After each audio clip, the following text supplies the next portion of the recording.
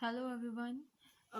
Now we will discuss about the objectives of internal control system.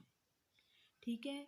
तो हमने कहा कि हमने किया था ना, पहले हमने इंटरनल कंट्रोल सिस्टम आपको एक बार दोबारा से रिवाइज करवाए थे, इससे अच्छे से हमें ज़्यादा अच्छे से क्लियर होता है ना कि क्या होता है।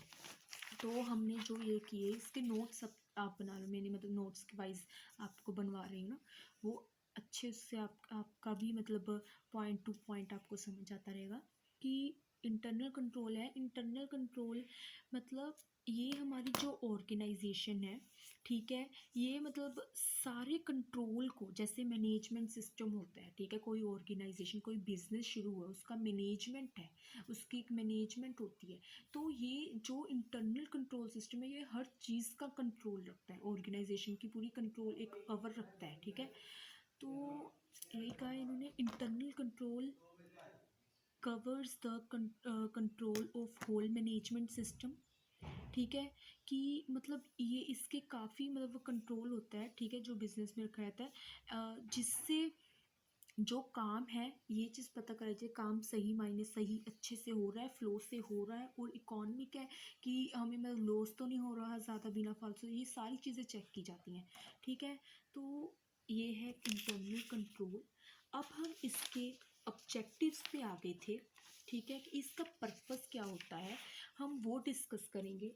तो जो इंटरनल कंट्रोल सिस्टम है, ठीक है, जो इसके हम ऑब्जेक्टिव्स हैं, ठीक है, ये हम दो तरह से इसे पढ़ सकते हैं। एक तो हम क्लाइंट के व्यू से बता सकते हैं आपको, मतलब इंटरनल कंट्रोल सिस्टम एक हम मतलब क्लाइंट्स की पॉइंट ऑफ व्यू से देखें, और एक हम ऑडिटर की है ना मतलब पॉइंट ऑफ व्यू से देखें, तो हमें पता चल जाए कि इंटरनल कंट्रोल ये दो तरह के हम डिस्कस, एक तो हम करेंगे from clients point of view, second हम करेंगे from auditors point of view, ठीक है। अभी इन दोनों में हम डिस्कस करेंगे। पहले हम बात करते हैं from clients point of view,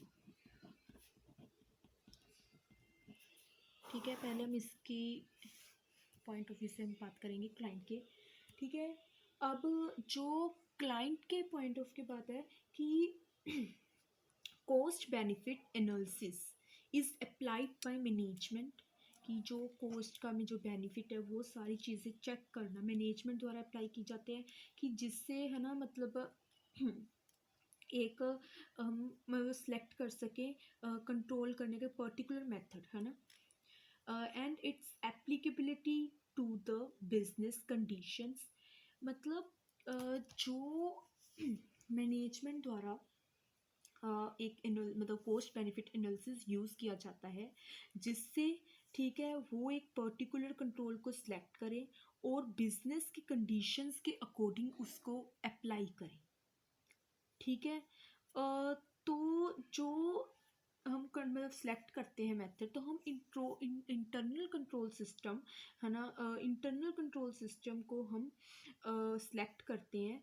तो हम फिर आगे देखते हैं कि जो इंटरनल कंट्रोल सिस्टम है उससे हमें क्या क्या बेनिफिट्स हैं, ठीक है। तो वो हम जो बेनिफिट्स हैं वो इसमें अब हम वो डिस्कस करेंगे, ठीक है। Thank you so much for watching this video.